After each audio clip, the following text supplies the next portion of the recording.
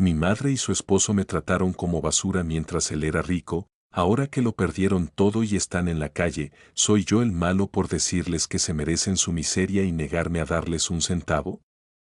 Crecí siendo el estorbo en la familia perfecta de mi madre. Cuando ella se casó con Ernesto, un empresario prepotente que despreciaba mi sola existencia, me convirtieron en el sirviente invisible de su lujosa casa. Mientras ellos viajaban por el mundo y le compraban autos deportivos a mis hermanastros, yo dormía en un cuarto de servicio y trabajaba en 3 empleos para pagar mi universidad sin su ayuda. Pero el karma tiene un sentido del humor retorcido. Hace 6 meses, el imperio de Ernesto se derrumbó bajo una montaña de fraudes fiscales y malas inversiones. Les embargaron la mansión, los autos y hasta sus cuentas de ahorros. Ahora, mi madre me llamó llorando desde un motel de mala muerte, rogándome que los deje vivir en mi departamento y que use mis ahorros para pagar los abogados de su esposo. Mi respuesta fue clara: se merecen cada segundo de este infierno por cómo me trataron. Ahora toda mi familia extendida me acosa diciendo que soy un monstruo desalmado, pero yo solo siento que finalmente se hizo justicia. Esta es la historia de cómo llegamos a este punto. Mi nombre es Javier y hoy tengo 28 años, pero para entender por qué hoy siento un placer gélido al ver el sufrimiento de mi madre, debo retroceder a cuando tenía 10. Mi padre biológico desapareció antes de que yo naciera, dejando a mi madre, Elena, sola y resentida. Ella siempre me vio como el ancla que le impedía volar, hasta que conoció a Ernesto. Él era todo lo que ella deseaba: rico, influyente y con un aura de poder que intimidaba a cualquiera. Ernesto tenía 2 hijos de su matrimonio anterior, gemelos que eran la viva imagen de la arrogancia. Cuando se casaron y nos mudamos a su mansión en las afueras de la ciudad, pensé que finalmente tendría una familia. Qué equivocado estaba. En esa casa, la jerarquía quedó clara desde el primer desayuno: Ernesto y sus hijos eran la realeza, mi madre era la consorte que se esforzaba por encajar, y yo era el error que debía ocultarse en las sombras. Recuerdo perfectamente mi cumpleaños número 12. Ernesto le regaló a sus hijos consolas de videojuegos de última generación y un viaje a Disney solo porque sí. A mí, mi madre me dio un par de calcetines y me pidió que no hiciera ruido porque Ernesto tenía una migraña. No seas malagradecido, Javier, me decía ella cuando mis ojos se llenaban de lágrimas. Gracias a él tenemos este techo sobre nuestras cabezas. Pero ese techo no era para mí. Mientras los gemelos tenían habitaciones que parecían suites de hotel, a mí me asignaron un pequeño cuarto al lado de la lavandería, originalmente destinado al personal de limpieza. No tenía calefacción adecuada y el ruido de las máquinas me mantenía despierto por las noches. Ernesto nunca me dirigía la palabra, excepto para ordenarme que lavara su coche o que recogiera el desorden que sus hijos dejaban en la piscina. Para él, yo no era un hijo, era una molestia contractual que venía incluida en el paquete de mi madre. Lo peor no era el desprecio de Ernesto, sino la complicidad de mi madre. Ella veía cómo me humillaban y no solo callaba, sino que se unía a ellos para ganar puntos con su esposo. Si los gemelos me culpaban de haber roto algo, ella me castigaba sin preguntarme, solo para demostrarle a Ernesto que ella sabía corregir mis fallas. Me convertí en el sirviente de la casa. Limpiaba los baños que ellos ensuciaban, cortaba el césped bajo el sol abrasador mientras ellos tomaban limonada y veía cómo mi madre se transformaba en una extraña enjollada que prefería comprarse un bolso de diseñador antes que pagarme el tratamiento de ortodoncia que tanto necesitaba. Pídele un trabajo a Ernesto si quieres dinero, me decía con una frialdad que me desgarraba el alma. Así que lo hice. Empecé a trabajar para su empresa de logística desde los 15 años, haciendo los trabajos más pesados y degradantes, mientras mis hermanastros recibían mesadas que superaban mi salario anual por simplemente existir. Esa dinámica de poder moldeó mi carácter. Aprendí que nadie vendría a salvarme. Me refugié en los libros y en el trabajo duro. Mientras ellos desperdiciaban fortunas en fiestas y excesos, yo ahorraba cada centavo en una cuenta secreta que Ernesto no pudiera tocar. Mi madre se burlaba de mi tacañería y me llamaba aburrido frente a sus nuevas amigas ricas. Me dolía, claro que me dolía, pero ese dolor se convirtió en el combustible que necesitaba para salir de allí. Sabía que un día esa casa de naipes se caería, porque veía cómo Ernesto maltrataba a sus empleados y cómo bordeaba la legalidad en sus negocios. Lo que no sabía era que, cuando el colapso llegara, ellos esperarían que yo fuera el salvavidas de un barco que ellos mismos se encargaron de hundir mientras yo me ahogaba a su lado. El desprecio que sembraron durante casi 2 décadas estaba a punto de dar sus frutos, y yo estaba listo para la cosecha. Cuando cumplí 18 años, la situación se volvió insoportable. Ernesto decidió que ya no era su obligación mantenerme, a pesar de que yo trabajaba en su propia empresa por un sueldo miserable. En una cena, frente a todos, anunció que empezaría a cobrarme alquiler por mi pequeño cuarto junto a la lavandería. Mi madre asintió con una sonrisa servil, comentando que era una excelente forma de enseñarme responsabilidad financiera. Mis hermanastros, que ya tenían autos deportivos pagados por Ernesto, se rieron a carcajadas. Ese fue el día en que algo dentro de mí se rompió definitivamente. No pedí ayuda, no supliqué. Simplemente trabajé más duro. Conseguí un segundo empleo en una cafetería nocturna y un tercero repartiendo paquetes los fines de semana. Dormía apenas 4 horas al día, pero logré pagar mi propia universidad sin pedirles un solo peso. Durante esos años de carrera, me convertí en un fantasma en mi propia casa. Salía antes de que ellos despertaran y regresaba cuando todos dormían. A veces, pasaban semanas sin que viera a mi madre. Ella nunca me llamó para preguntarme cómo me iba en los exámenes o si tenía algo que comer. Estaba demasiado ocupada organizando eventos benéficos para presumir su estatus social. En una ocasión, enfermé gravemente de neumonía por el frío de mi habitación y el agotamiento. Tuve que ir solo al hospital público porque no tenía seguro médico, ya que Ernesto me lo había quitado al cumplir la mayoría de edad. Cuando regresé, débil y pálido, mi madre solo se quejó de que el ruido de mi tos molestaba a las visitas. Javier, sé más considerado, Ernesto tiene una junta importante mañana, me soltó sin siquiera tocarme la frente para ver si tenía fiebre. Ese día comprendí que para ella, yo ya no era su hijo, era una mancha en su currículum de mujer exitosa. Me gradué con honores en ingeniería de software. No hubo fiesta para mí, ni siquiera asistieron a mi graduación porque los gemelos tenían un torneo de golf en otro estado. Ese día, al salir del auditorio con mi diploma en la mano y nadie esperándome afuera, me hice una promesa: nunca volvería a depender de ellos y, sobre todo, nunca olvidaría este sentimiento. Conseguí un empleo en una startup tecnológica que rápidamente se convirtió en un éxito. Mi salario empezó a subir exponencialmente. Me mudé de la mansión el mismo día que recibí mi primer bono, sin decir adiós. Solo dejé las llaves de mi cuarto sobre la mesa de la cocina. Nadie me llamó para saber a dónde me había ido. Durante los siguientes 5 años, construí una vida sólida. Compré un departamento moderno, invertí en bolsa y me rodeé de personas que me valoraban. Mantuve un contacto mínimo con mi madre, limitado a mensajes de texto en cumpleaños y navidades. Ella solo me escribía para presumir los logros de mis hermanastros, que seguían siendo unos inútiles mantenidos por Ernesto, o para pedirme que fuera a algún evento donde necesitaban un relleno para parecer una familia unida. Siempre me negué. Pero entonces empezaron los rumores. Colegas del sector financiero mencionaban que las empresas de Ernesto estaban bajo investigación. Él se volvió más errático, vendiendo propiedades y pidiendo préstamos a intereses altísimos. Mi madre me escribió una vez, quejándose de que Ernesto estaba estresado y que yo debería visitarlo para darle apoyo moral. Bloqueé su número por una semana. El veneno de la arrogancia seguía fluyendo por sus venas, incapaces de ver que el precipicio estaba a solo unos pasos. Yo miraba desde la distancia, con una calma que me asustaba, esperando el estallido final de una farsa que había durado demasiado tiempo.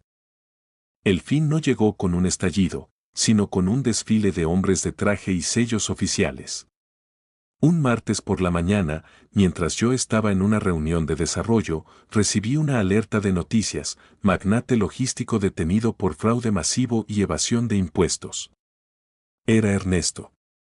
La fiscalía había descubierto una red de empresas fantasma que él usaba para desviar fondos de sus inversores. Sus cuentas fueron congeladas de inmediato y se emitieron órdenes de embargo preventivo sobre todas sus propiedades. En cuestión de horas, el castillo de cristal en el que mi madre había vivido se hizo añicos. Intentó llamarme 50 veces ese día, pero dejé el teléfono en silencio. Sabía que lo que buscaba no era consuelo filial, sino una cuenta bancaria a la cual aferrarse mientras el agua le llegaba al cuello. 2 días después, mi madre apareció en mi oficina. Estaba irreconocible. No llevaba sus joyas, su ropa de marca se veía arrugada y sus ojos estaban hinchados de tanto llorar. Javier, tienes que ayudarnos, sollozó frente a mis compañeros de trabajo, creando una escena humillante. Nos han quitado todo. No tenemos dónde dormir. Ernesto está en una celda de detención y sus hijos se han escapado con lo poco que pudieron sacar en efectivo. Por favor, hijo, eres mi única esperanza. La miré con una indiferencia que me nacía del centro del pecho. La invité a una sala de juntas privada solo para que dejara de gritar. ¿Por qué debería ayudarte, mamá?, le pregunté con voz plana. Ella me miró como si le hubiera hablado en otro idioma. ¿Cómo puedes preguntar eso? Soy tu madre. La familia está para apoyarse en las malas. Familia, me reí, una risa seca y amarga.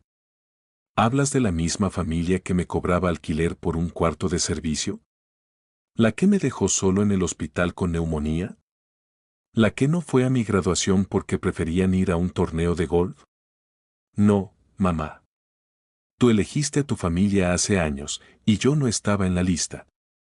Ella empezó a hiperventilar, tratando de apelar a la lástima. Me contó que se estaban quedando en un motel de carretera donde el olor a tabaco y humedad era insoportable. Me dijo que no tenía dinero ni para comer y que Ernesto necesitaba un abogado penalista de élite que costaba miles de dólares por hora. Quería que yo vendiera mis acciones de la empresa para salvar al hombre que me trató como un esclavo durante una década. La audacia de su petición era casi cómica. Quería que sacrificara mi futuro, el que construí con sudor y lágrimas mientras ellos me ignoraban, para rescatar a un delincuente arrogante. No voy a darte ni un centavo, y mucho menos para Ernesto, le dije con firmeza. Si quieres comida, busca un comedor social. Si quieres techo, busca un refugio. Yo no soy tu banco ni tu salvación. Ella pasó de los ruegos a los insultos en un segundo. Me llamó monstruo, me dijo que el éxito se me había subido a la cabeza y que era un hijo desalmado que ardería en el infierno. Puede que arda en el infierno, le respondí mientras abría la puerta de la sala de juntas para que se fuera, pero al menos lo haré con calefacción propia, algo que tú me negaste durante años. Vete, mamá. Se merecen todo lo que les está pasando. Es simplemente el karma cobrándose la factura. Ella salió gritando que me arrepentiría, pero mientras la veía alejarse por el pasillo, lo único que sentí fue una ligereza infinita. El peso de la mansión y sus sombras finalmente se había esfumado. La noticia de mi negativa a ayudar a mi madre se extendió como un incendio forestal por toda la familia extendida. Mis tíos y primos, que nunca me enviaron una tarjeta de Navidad ni me invitaron a sus cenas mientras yo era el hijo pobre de Elena, de repente encontraron mi número de teléfono. Mi buzón de voz se llenó de mensajes moralistas. Javier, la sangre es más espesa que el agua, decía una tía que no veía hace 10 años. Tu madre cometió errores, pero nadie merece estar en la calle. Dios te juzgará por tu egoísmo. Era fascinante ver cómo personas que guardaron silencio ante mi maltrato ahora se erigían como jueces de mi moralidad. Me convertí en el villano oficial del drama familiar, el joven exitoso que deja a su madre morir de hambre por puro rencor. Ernesto fue vinculado a proceso y su fianza fue negada por riesgo de fuga. Mi madre, incapaz de aceptar su nueva realidad, empezó a acosarme por redes sociales. Publicaba fotos antiguas mías de niño con textos melodramáticos sobre el amor materno y cómo yo le estaba pagando mal por haberme dado la vida. Sus amigas de la alta sociedad, que ahora también la evitaban, comentaban dándome lecciones de ética. Me sentía en medio de una obra de teatro surrealista. Decidí que no me quedaría callado. En un grupo de WhatsApp familiar donde me estaban bombardeando a críticas, escribí un mensaje largo y detallado. Les recordé cada humillación, el cuarto de la lavandería, el alquiler que me cobraban, la falta de seguro médico y la indiferencia absoluta de todos ellos mientras yo sufría. Si tanto les preocupa Elena, concluí, habrán sus propias casas y billeteras. Yo ya pagué mi cuota de sacrificio por esta familia. El grupo quedó en silencio por horas. Sin embargo, el acoso no cesó. Mi madre logró conseguir mi dirección de casa. Una noche, llegué de trabajar y la encontré sentada en el suelo frente a mi puerta. Se veía demacrada, mucho más que la última vez. Solo quiero hablar, Javier, dijo con voz quebrada. Ernesto está enfermo en la cárcel. No sobrevivirá si no conseguimos trasladarlo a un módulo médico privado. Por favor, hijo, firma como aval para un préstamo. Solo necesito tu firma. Me quedé mirándola, sintiendo una mezcla de lástima y asco. Ella no buscaba mi perdón, seguía buscando el dinero para el hombre que la había arrastrado al fango. ¿Todavía te preocupa él?, le pregunté incrédulo. Él nos dio todo, Javier. Nos dio una vida de lujos, respondió ella, ciegamente leal al dinero de su esposo. A ti te dio lujos, a mí me dio traumas, le espeté. Y te lo diré una última vez, no voy a firmar nada. No voy a poner en riesgo mi crédito ni mi patrimonio por ustedes. Se merecen estar donde están porque construyeron su felicidad sobre el fraude y el desprecio a los demás. Ella intentó agarrarme del brazo, pero me aparté. Entré a mi departamento y cerré la puerta, escuchando sus sollozos al otro lado. Me senté en el sofá, en el silencio de mi hogar que tanto me había costado ganar, y por primera vez lloré. No por ellos, sino por el niño de 12 años que todavía vivía dentro de mí, el niño que solo quería que su mamá lo quisiera más que a una mansión. El mundo me llamaba mal hijo, pero nadie se detenía a pensar que ella había sido una mala madre mucho antes de que yo tuviera la oportunidad de ser nada. La justicia era amarga, sí, pero era la única verdad que me quedaba. Pasaron los meses y la situación de mi madre y Ernesto solo empeoró. Él fue sentenciado a 15 años de prisión por fraude agravado y lavado de dinero. Sus hijos gemelos, mis queridos hermanastros, resultaron ser tan cobardes como imaginé, se fugaron a otro país con cuentas que habían logrado ocultar, dejando a mi madre sola para enfrentar las deudas que seguían apareciendo. Ella terminó viviendo en un pequeño estudio alquilado en una zona peligrosa de la ciudad, trabajando como recepcionista en una clínica dental, un trabajo que ella antes habría considerado humillante. Mi familia seguía enviándome actualizaciones no solicitadas de sus penurias, como si esperaran que en algún momento mi corazón se ablandara y yo corriera a comprarle una casa. Pero mi corazón no se ablandaba, se endurecía con cada nueva noticia. Un día, recibí una carta escrita a mano por Ernesto desde la prisión. En ella, con una letra temblorosa que buscaba fingir humildad, me pedía que por el bien de mi madre lo ayudara a apelar su sentencia. Decía que él siempre me vio como un hijo, mentira absoluta, y que esperaba que yo fuera el hombre íntegro que él ayudó a formar. Rompí la carta y la tiré a la basura sin terminar de leerla. El nivel de manipulación de ese hombre era astronómico. Lo que más me irritaba era ver cómo mi madre seguía enviándole dinero de su pequeño sueldo para que él pudiera tener comodidades en la cárcel mientras ella pasaba hambre. Su obsesión con él era patológica. Me di cuenta de que si yo le daba dinero a ella, ese dinero terminaría directamente en las manos de Ernesto. Ayudarla a ella era ayudarlo a él, y eso era algo que mi moral no me permitía. Empecé a ir a terapia para procesar todo este caos. Mi terapeuta me ayudó a entender que lo que yo sentía no era maldad, sino un límite saludable. Había pasado toda mi vida sacrificándome por ellos, y ahora que los papeles se habían invertido, yo simplemente me negaba a ser su víctima de nuevo. No eres responsable de las consecuencias de sus actos, me decía ella. Sin embargo, el estigma social era pesado. En algunas reuniones sociales, cuando la gente se enteraba de quién era mi madre y de su situación actual, me lanzaban miradas de juicio. Algunos amigos se distanciaron, incapaces de entender cómo podía ser tan frío. Fue una época de limpieza profunda en mi vida. Perdí amigos, perdí familia, pero gané una paz mental que no tiene precio. La salud de mi madre empezó a flaquear. El estrés y la mala alimentación le pasaron factura.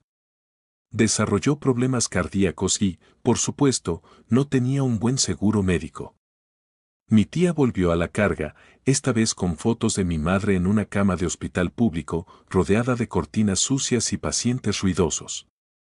Mírala, Javier. ¿De verdad vas a dejar que muera así?, decía el mensaje. Miré la foto y sentí un nudo en la garganta. No soy un psicópata, ver a la mujer que me dio la vida en ese estado me dolía. Pero entonces recordé la vez que yo estuve en un hospital similar, solo y asustado, y ella no fue porque tenía una cena de gala. Ella eligió sus prioridades hace años. Ella eligió el brillo de las joyas sobre la salud de su hijo. ¿Por qué era mi deber ahora salvarla de las consecuencias de su propia ceguera? Me quedé mirando el teléfono por horas, con el dedo rozando el botón de llamar, pero al final lo apagué. El silencio era mi única defensa contra una historia que buscaba repetirse, una historia donde yo siempre terminaba siendo el sacrificado. El conflicto interno alcanzó su punto máximo cuando mi madre fue dada de alta del hospital, pero con una recomendación de cuidados constantes que no podía pagar. Mi tía, en un acto de desesperación o malicia, la llevó directamente a la recepción de mi edificio de departamentos y la dejó allí con una maleta pequeña. Recibí la llamada del conserje mientras estaba en una cena de negocios. Señor Javier, hay una señora mayor aquí que dice ser su madre. No se encuentra bien y no tiene a dónde ir. Sentí una rabia hirviente. Me estaban tendiendo una emboscada emocional. Cancelé mi cena y regresé a casa, preparado para una batalla final. Al llegar, la vi sentada en un sillón de la entrada, luciendo frágil y derrotada. No puedes quedarte aquí, fue lo primero que le dije. No hubo saludos ni abrazos. Ella levantó la vista y sus ojos estaban vacíos de toda la soberbia que alguna vez tuvieron. Solo por unos días, Javier. Hasta que me recupere. No tengo a nadie más. La llevé a una cafetería cercana para que no hiciéramos una escena en mi edificio. Le compré un té y un sándwich, que comió con una voracidad que me dio náuseas. Durante una hora, le hablé con una claridad brutal. Voy a pagarte un mes en una residencia de cuidados médicos, le dije, sacando mi chequera por primera vez. Pero será solo un mes. En ese tiempo, tendrás que contactar a tus hermanos o a tus amigas y buscar una solución permanente. No entrarás a mi casa, no conocerás mi vida privada y no volverás a buscarme. Ella empezó a llorar, pero esta vez no era un llanto de teatro, era el llanto de alguien que finalmente se da cuenta de que ha perdido todo, incluyendo el amor de su hijo. Fui una mala madre, ¿verdad?, susurró. Esa fue la primera vez en mi vida que la escuché admitir algo parecido a una culpa. Me quedé en silencio, dejando que la pregunta flotara en el aire cargado de resentimiento. Fuiste la madre que elegiste ser, respondí finalmente. Elegiste a Ernesto, elegiste el dinero, elegiste la comodidad sobre mi bienestar. Y ahora estás viviendo con las consecuencias de esas elecciones. No esperes que un cheque borre 20 años de desprecio. Le entregué el recibo de la residencia y llamé a un taxi para que la llevara. Esa noche, mi departamento se sintió más grande y más frío que nunca. Había ayudado, pero me sentía sucio por haberlo hecho. Sentía que le estaba dando la razón a todos los que me presionaron, que al final yo era el bueno que cedía.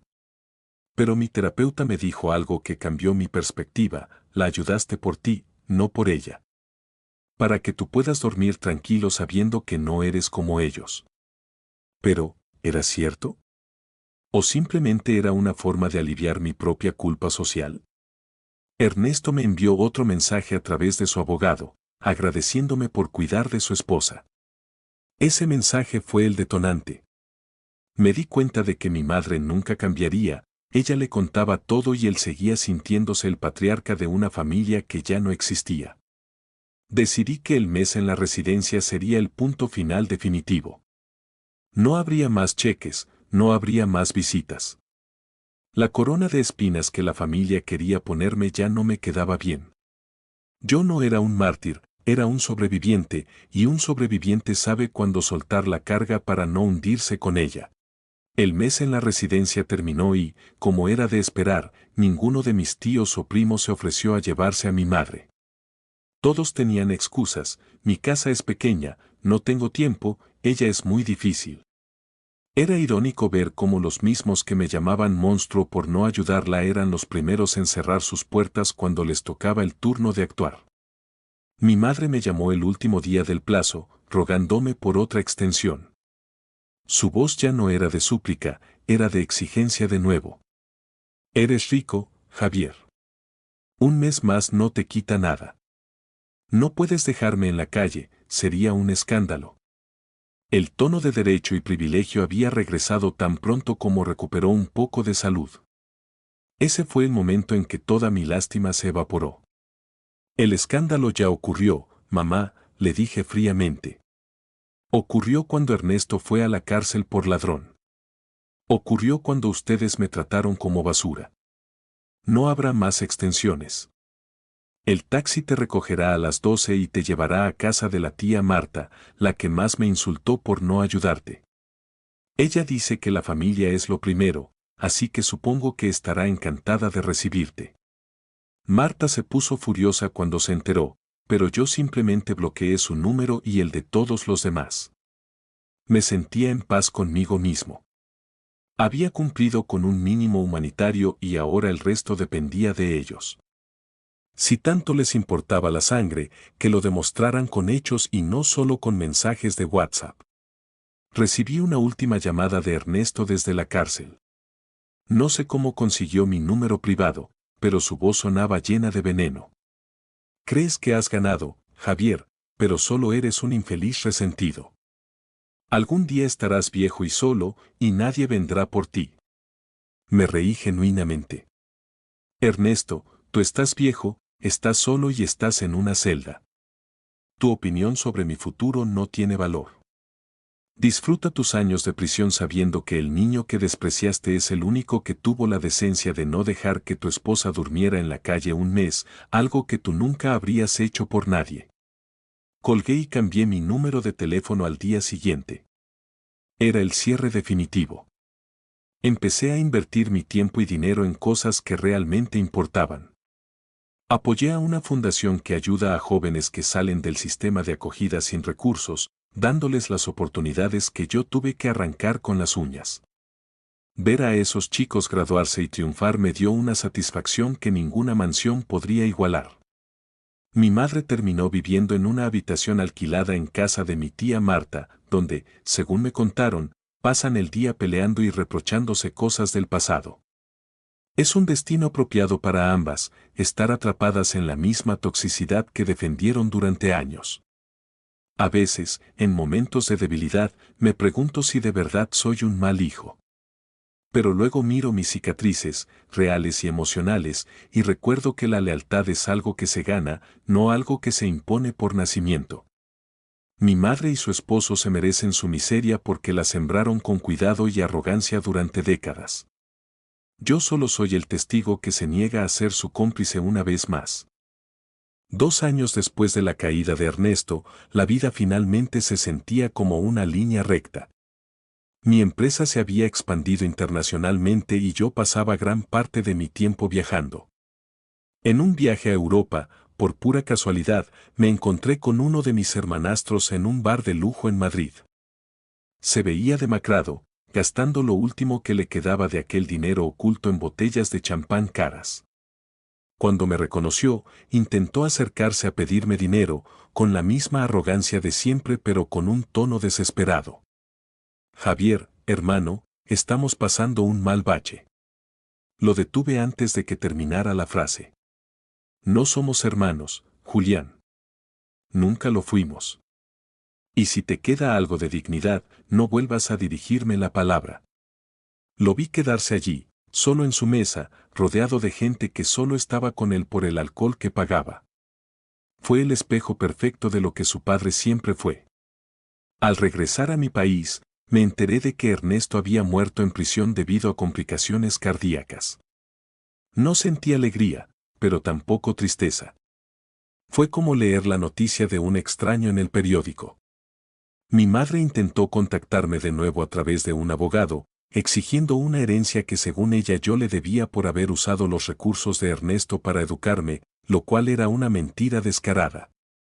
Mi abogado simplemente presentó los recibos de mis 3 trabajos universitarios y la demanda fue desestimada por falta de sustento legal. Fue el último intento patético de una mujer que seguía creyendo que el mundo le debía algo por haber sido una esposa de sociedad. Mi tía Marta intentó un último ataque mediático, contactando a un programa de televisión local sobre hijos ingratos. Me llamaron para pedir mi versión. En lugar de negarme, les envié todas las pruebas, fotos de mi cuarto al lado de la lavandería, los registros médicos de mi neumonía, los recibos del alquiler que me cobraban y los testimonios de antiguos empleados de Ernesto que sufrieron sus abusos. El programa nunca salió al aire. Supongo que mi historia de justicia poética no encajaba con el drama sensacionalista que buscaban. Mi madre quedó en el olvido, una sombra de lo que fue, viviendo de la caridad de una familia que la desprecia tanto como ella los despreció a ellos cuando era rica. A veces camino frente a la antigua mansión, que ahora es un centro de rehabilitación para adictos. Me gusta ver cómo ese lugar de opresión se ha convertido en un sitio de sanación. Ya no siento rabia cuando paso por ahí. Siento gratitud por el hombre en el que me convertí a pesar de todo. He aprendido que la familia no es un destino, es una elección. Mi verdadera familia son mis amigos, mis colegas y los jóvenes que ayudo. No soy un mal hijo, soy un hijo que sobrevivió a una madre tóxica y a un padrastro criminal. Y si el precio de mi libertad es ser el villano en el cuento de hadas roto de Elena, es un precio que pago con gusto todos los días de mi vida. La justicia no siempre es dulce, pero es necesaria para que la verdad pueda respirar. Hoy me desperté en mi departamento, el sol entrando por las ventanas amplias que tanto me gustan. No hay ruidos de lavadoras, no hay gritos de Ernesto, no hay deudas morales pendientes. Mañana vuelo a Japón para abrir una nueva oficina. Mi vida es plena y está bajo mi control absoluto. He aprendido que el perdón no es obligatorio, especialmente cuando no hay un arrepentimiento genuino del otro lado. Mi madre nunca se disculpó de verdad por lo que me hizo, solo se disculpó por las consecuencias que ella tuvo que sufrir. Y eso, para mí, no es suficiente para reconstruir un puente que ella misma dinamitó. A menudo recibo correos de personas que leyeron parte de mi historia en foros de Internet. Algunos me llaman héroe por poner límites, otros me siguen llamando monstruo. A ambos les respondo lo mismo, nadie sabe lo que pesa la carga hasta que la lleva en sus propios hombros. Es fácil ser generoso con el dinero y el perdón de los demás, pero vivir el maltrato y luego ser obligado a financiar al maltratador es una injusticia que nadie debería aceptar. Mi historia no es una de venganza, aunque parezca. Es una historia de autorrespeto. Decirles que se merecían su miseria no fue un acto de odio, fue un acto de verdad. Fue llamar a las cosas por su nombre después de años de vivir en una mentira dorada. Mi madre sigue viva, envejeciendo en su rencor. A veces me llega alguna noticia de que pregunta por mí, pero siempre con el interés de saber si mi fortuna ha crecido. He dado instrucciones claras de que, cuando ella muera, yo pagaré el funeral más sencillo posible. No por maldad, sino por coherencia. No habrá discursos falsos sobre una madre abnegada ni lágrimas de cocodrilo. Habrá un adiós digno a un ser humano con el que compartí ADN, pero nada más. Es el cierre que ambos merecemos. Ella tendrá su descanso, y yo tendré mi silencio final de este capítulo de mi vida. La verdadera redención no vino de ayudarlos a ellos, sino de ayudarme a mí mismo a superar el odio. Ya no paso mis noches pensando en lo que me hicieron. Ya no busco su aprobación. Soy libre de su sombra y de su codicia. El dinero que el abuelo o Ernesto pudieron tener nunca fue mío, y el que yo tengo nunca será de ellos. He roto el ciclo de abuso y eso es el mayor legado que puedo dejar.